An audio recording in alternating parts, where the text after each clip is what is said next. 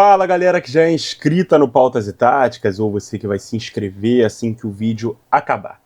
Na última partida oficial antes da Copa do Mundo de 2026, o Brasil encerra sua participação nas eliminatórias com derrota diante da Bolívia fora de casa por 1-0.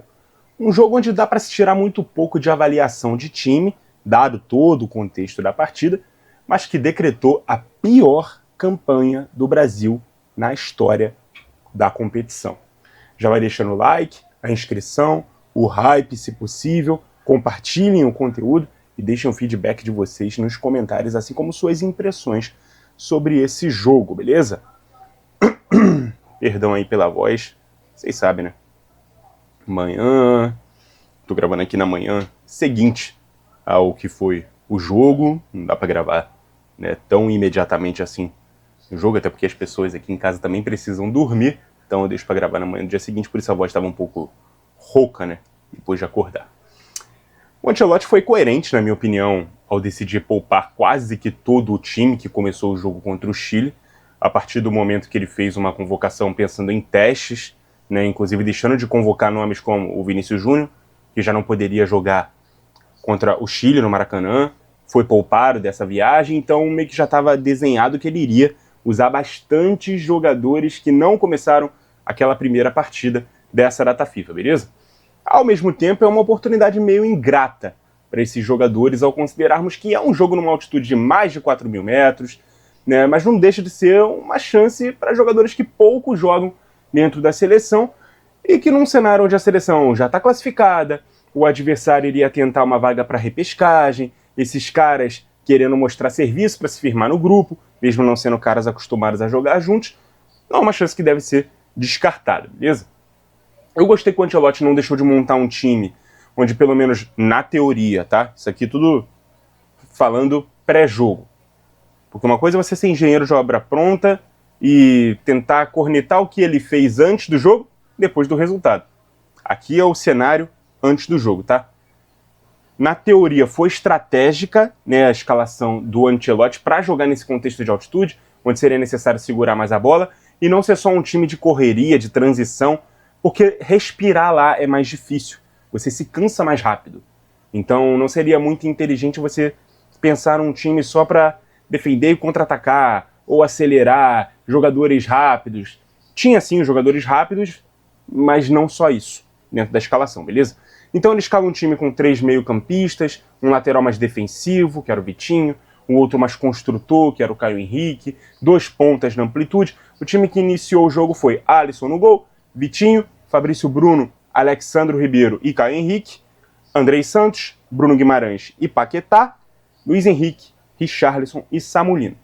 Dito tudo isso, foi um primeiro tempo em que a seleção brasileira teve muita dificuldade até de ficar com a bola e produzir jogadas.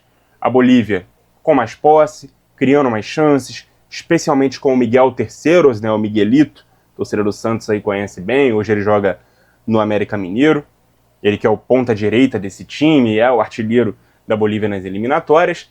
Ele impôs muitas obrigações defensivas ao Samulino, que em tese deveria ser o ponta, preparado ali para jogadas ofensivas daquele lado, mas o Brasil não conseguia ficar tanto com a bola. A pressão da marcação boliviana e até a dificuldade para respirar, dar prosseguimento às jogadas, com conduções de bola, com arrancadas, é muito difícil nesse contexto de jogo.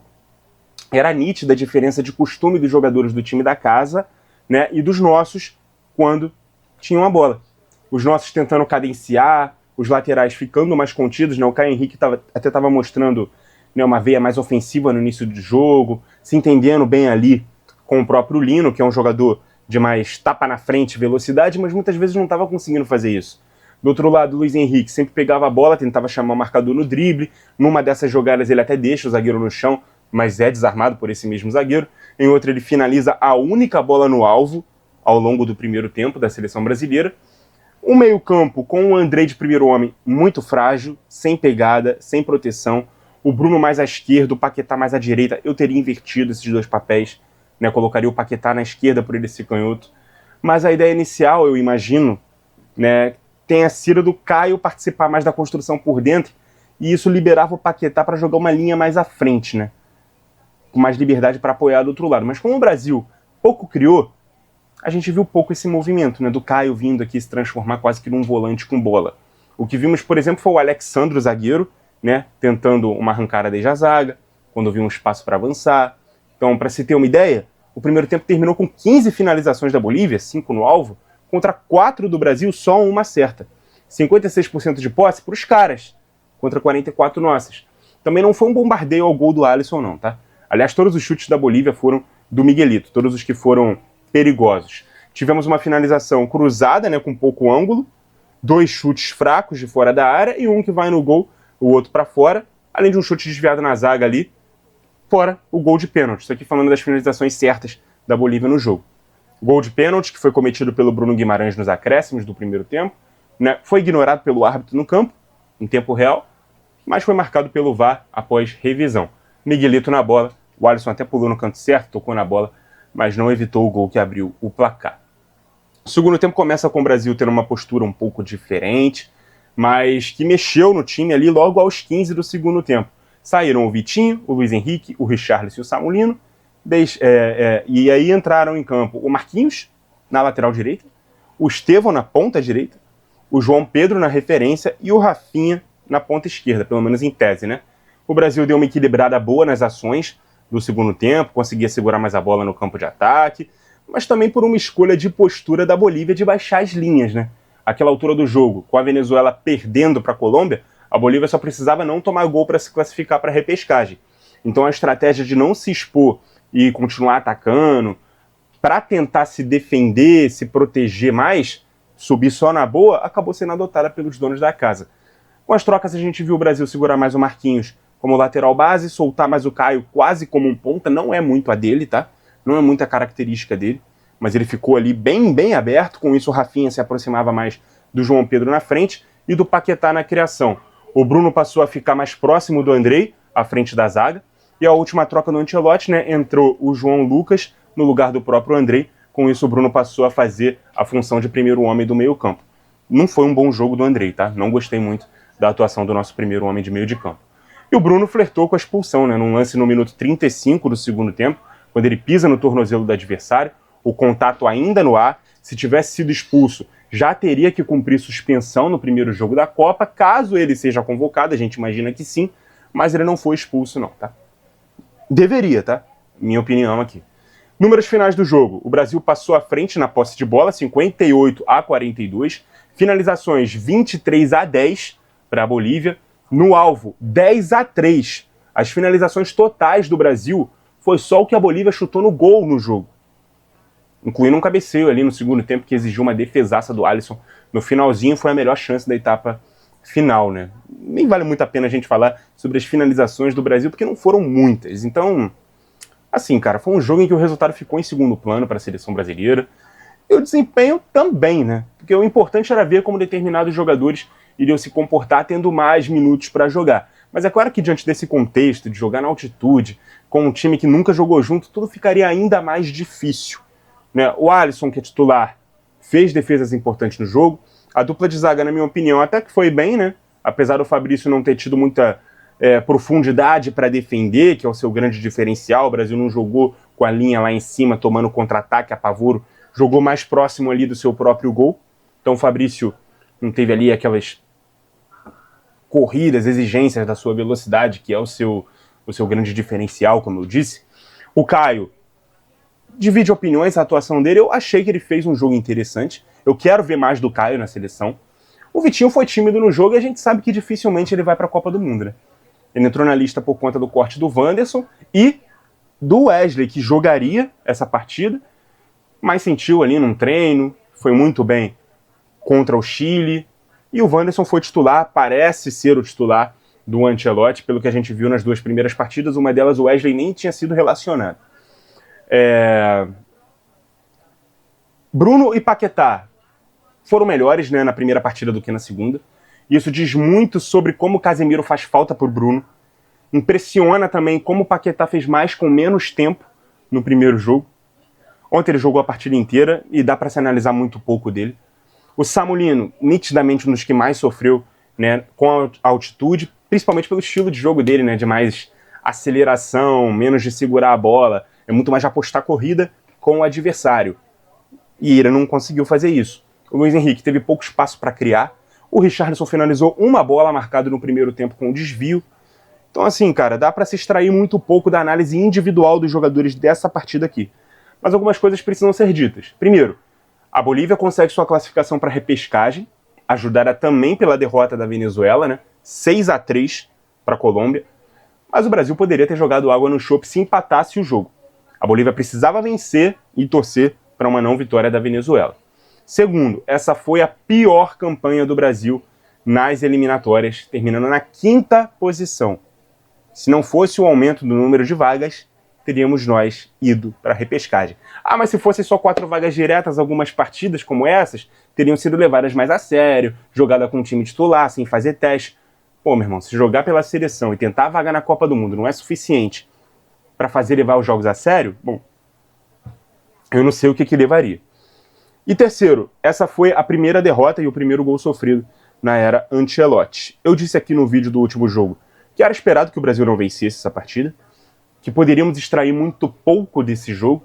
Felizmente, não tivemos episódio de ninguém passando mal em campo, nem no banco, graças a Deus, e nenhum jogador envolvido em quartas da Copa do Brasil, que reinicia hoje, lesionado, né? Que para quem torce para os clubes envolvidos era uma preocupação. Mas para quem teve convocados e vai jogar hoje, que é o caso do Corinthians, do Bahia, do Fluminense, vai acabar tendo desfalques e talvez até os clubes que vão jogar amanhã também sofram com isso. A CBF monta o calendário, né, dizendo que respeita a data FIFA, mas marca jogo para o dia seguinte. Enfim. Em outubro, nós vamos ter mais 2 partidas na seleção, 2 amistosos. Certamente teremos mais testes, principalmente nos lugares de jogadores que foram reprovados nesses testes dessa data de setembro. Eu não levaria novamente o Richarlison para a seleção, por exemplo. Eu sei que o Ancelotti gosta muito dele, trabalhou com ele, elogia muito ele. Mas, cara, eu acho que não se sustenta mais a convocação do Richarlison. Ele não é um cara que, para mim, está brigando por vaga no grupo da Copa do Mundo. Só se for entrando ali naquela cota ali dos meus jogadores de confiança no Ancelotti. Mas eu quero crer que um cara do tamanho do Ancelotti, a qualidade do Ancelotti, vai olhar para o campo e não para a relação socioafetiva, digamos assim. Eu gostaria de ver uma lista com força máxima, inclusive, né, nesses amistosos. Que o Ancelotti deixe de lado esse papo ali de já conheço esse jogador, não precisa ser testado. Precisamos montar um time. E eu quero ver a convocação com o grupo que ele hoje acha que seja o mais preparado para jogar a Copa. Se a Copa fosse em outubro, eu quero que em outubro ele faça a lista já pensando no time que ele quer jogar a Copa do Mundo e dê sequência a esse time. Ele fez isso nos 2 primeiros jogos. Ele deu sequência, mexeu uma coisa ou outra ali do primeiro para o segundo jogo. No terceiro já mexeu um pouco mais, alguns jogadores não disponíveis, é verdade, na lista, mas também por opção dele. Outros por lesão. E no quarto jogo ele já fez muito mais testes. Agora eu quero ver testes funcionais, sabe? Quero ver um time sendo montado ali, uma coerência, um quebra-cabeça. Porque para ficar no banco a gente não precisa ficar cornetando convocação. Ah, faltou esse, que não seria titular. Ah, eu queria ver aquele convocado. Esse daqui é injusto ser convocado nesse momento. Mas são reservas? Acho que não precisa muito de corneta. A gente tem que montar um time. Sabe, nós não vamos ter mais jogos oficiais até a Copa do Mundo. Temos que usar esse pouco tempo como um tempo hábil para poder achar um 11 titular. Eu sei que durante a Copa do Mundo esse 11 pode mudar e é normal que mude. Mas a gente tem que começar com um time acostumado a jogar junto. O Mundial, beleza? Alguns jogadores que melhor aproveitaram a oportunidade foram os 2 jogadores do Zenit, né, o Douglas Santos e o Luiz Henrique, principalmente no primeiro jogo. De certa forma, também o Caio Henrique, nesse segundo, né? Eu tô vendo algumas críticas aí à atuação dele, mas, cara, eu não consigo criticar tanto assim. Eu prefiro ficar com um bom início de jogo dele, ele se apresentando no ataque o tempo todo, até fugindo um pouco da característica dele. E o Paquetá também, né, que voltou nessa lista. Eu sou bastante crítico do Paquetá e tal, mas eu não sou contra que ele esteja na lista, não. Eu sou contra uma titularidade absoluta dele, seja na posição improvisada que for. Isso eu sou contra. Mas ele estando num grupo de 26, que é o que deve ser, né, pra Copa do Mundo, pô, não acho um absurdo, não. Se estiver jogando bem para isso, merecendo a convocação, ele que é um jogador que já está inserido dentro desse grupo há bastante tempo, e entra técnico, sai técnico, os caras gostam dele, eu não vejo problema da presença dele entre os convocados. Mas no 11 titular, eu faço algumas ponderações, beleza? Os dois jogadores têm tudo para permanecer, né, na próxima lista. Caio Jorge teve poucos minutos no primeiro jogo, acabou cortado, né, da segunda partida. Eu já disse aqui que eu não gosto de uma convocação feita 100% por momento, em um recorte pequeno, que é o caso do Caio Jorge. Ele passou a merecer a convocação pelo Brasileiro desse ano. Não era um jogador visado ao longo do ciclo, e nem era para ser. Eu não sei se esse momento vai se sustentar quando a temporada acabar. Não sei se ele vai seguir jogando bem, né, até junho do ano que vem para se manter convocável. Então, assim, é um cara que eu, por exemplo, não levaria para a próxima lista. Mesmo ele sendo artilheiro do Brasileirão e tudo mais. Não vejo o Caio Jorge brigando por titularidade, por exemplo. E vejo outros nomes que podem ser esses caras. O Pedro do Flamengo, que é um jogador melhor do que ele. Apesar de não ter tantos gols quanto ele no Brasileirão, é um jogador melhor do que ele. Vamos ver se essa troca de técnico lá no Nottingham Forest vai fazer o Igor Jesus ter mais minutos. É um cara que fez parte recentemente do ciclo, estava merecendo convocação até o período dessa última lista aí, não pelo que ele fez no Nottingham, mas pelo que ele fez no Botafogo. Enfim, tem alguns outros jogadores aí brigando por essa vaga de centroavante e reserva. Inclusive o próprio João Pedro, que em tese merece convocação, merece se sustentar na seleção, pelo que ele está fazendo no clube, com a camisa da seleção ainda não aconteceu, segue não acontecendo. Entrou no segundo tempo desse jogo, pouco produziu também. Começou de titular contra o Chile, nem finalizou. Estamos falando do camisa 9 da seleção. Enfim. Jean Lucas, não relacionado no primeiro jogo, jogou pouco o segundo, também não retornaria com ele, tá? Para a próxima lista também. Mas enfim, essas questões aí da lista é papo para quando o Carleto convocar novamente a seleção. A gente vai ter vídeo aqui, né, quando isso acontecer, e aí a gente pode destrinchar isso um pouco melhor. As próximas partidas de outubro, provavelmente contra dois adversários asiáticos, né? Fala-se aí em Japão e Coreia do Sul, a ver se serão realmente esses dois adversários. E depois, na data FIFA de novembro, provavelmente dois africanos. Em março, a ideia é que sejam dois europeus e depois teremos a convocação para a Copa do Mundo e alguns amistosos ali antes do Mundial efetivamente acontecer. É isso que a gente tem até fecharmos a lista final. Não pode perder mais tempo fazendo teste. Temos que achar um time. Muito obrigado a você que acompanhou o vídeo até aqui. Continue ligado no nosso canal. E até a próxima!